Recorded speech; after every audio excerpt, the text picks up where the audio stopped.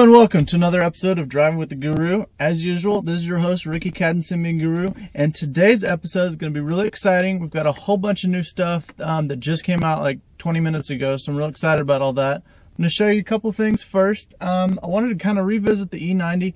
I haven't really posted anything on this yet because I'm still formulating thoughts and everything like that, and I've been extremely busy. So full review though coming up on Simeon Guru.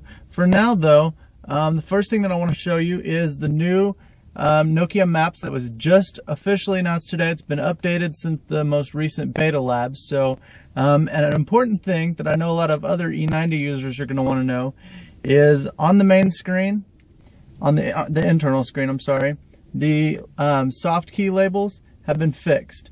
So now it looks right, and that's something I know that a lot of users on the beta labs site have commented on, and I just wanted to prove to you right here that they have fixed it. So awesome job on the Nokia Maps, to the whole Nokia Maps team. Really and truly, Nokia Maps is just cool. If you haven't played with it before, it's really neat. On the E90, to zoom in and out on the internal screen, you use the shift keys. So if we wanted to zoom in, you can zoom in like that, and it's pretty quick. I'm using Wi-Fi right now, but you can see that it zooms in pretty fast, and we've got satellite imagery right here. In any case, it's satellite imagery, so it looks how you would see it, so buildings and whatnot like that. As you're driving around, you can see where they are along the path. It also has somewhat of a 3D mode. It works really well. One of my favorite things about Nokia Maps, and I use it periodically, is that if you want to use it, you don't have to buy like a 2-year or like a whole year subscription. If you're going to travel somewhere, say you're going on vacation for a week to, I don't know, Florida, you can buy just a Florida map for like $10 for the month, maybe 12. I don't remember exactly what it is, but it's not bad. It's very, very affordable, especially, you know, when you think about, oh, well, instead of buying a paper map, I've got it on my phone, and this is going to give you points of interest, which a paper map wouldn't really give you. So you can look up and see where the closest Arby's is or whatever. So that's why I'm a huge fan. And I switch between Google Maps mobile and Nokia Maps on my device depending on the situation. Google Maps has traffic information in the US, which especially in Houston is vital. So I'm a big fan of that. And the map loader application, which when it first came out was extremely slow, like painfully slow to use. But now, I mean, I downloaded the Texas map in about 10 minutes of the day. Downloaded, installed on my device, out the door, walking out. Very, very quick, very snappy. And I like that I can choose to just get one state, because I don't want the whole region, because I'm not going to travel that much. So I like the granularity that Nokia Maps gives me in both subscription and mapping data. So more to come on that. I also wanted to give, I know I bragged about this the other day about how much I'm enjoying Widsets, which is something I hadn't enjoyed at all before.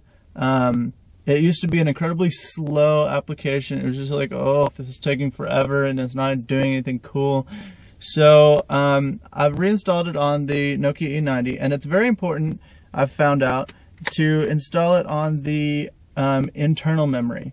And that's something I used to never do. I used to protect my phone's internal memory like it was gold. But on the newer handsets, you've got, you know, almost 100 megs of internal memory. Use it. Use it on your applications. It's separate from RAM, so it's not going to slow your device down at all.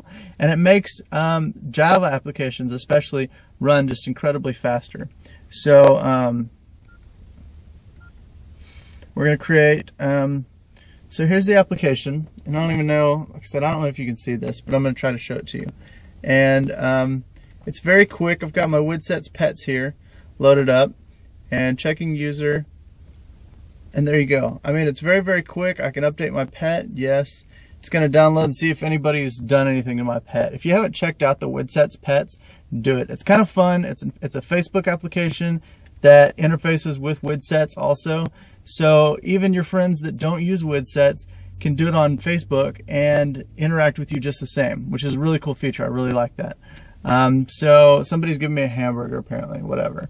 And Widsets actually looks pretty decent on the internal display of the E90. This bar is way too wide. But in any case, it looks really nice. And you can see when you go back to the Widsets, you know that they're taking up a good portion of the screen. So it makes use of that. There's games. I've got tower blocks, which, in fact, direct quote from Phil, S60 Phil, who's now Phil Schwartzman of the Widsets team. He said tower blocks is addicting like crack. I don't really know how addicting crack is, but tower blocks is definitely stinking addictive. So fun stuff. Definitely, like I said, if you haven't checked it out, Widsets is free. You can do it. You can put it on any phone too. So if your buddies have, you know, like a Razor or something, then they can do Widsets Pets with you or play against you in tower blocks or whatever. So really cool. Big fan of that, and huge fan of the E90, which also got a firmware update. Makes it faster, a lot faster. You've now got Flashlight 3 implemented and a bunch of other little tweaks and stuff. So if you haven't updated your firmware, do it.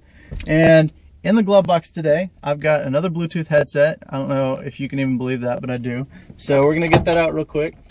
And today is the Plantronics 925, and it comes with this stylish little case that actually has a battery charger inside. So you can see it plugs in with the micro USB down here. And this is the headset. And the press pictures of this headset made it look gargantuan, just massively huge. So here's the case.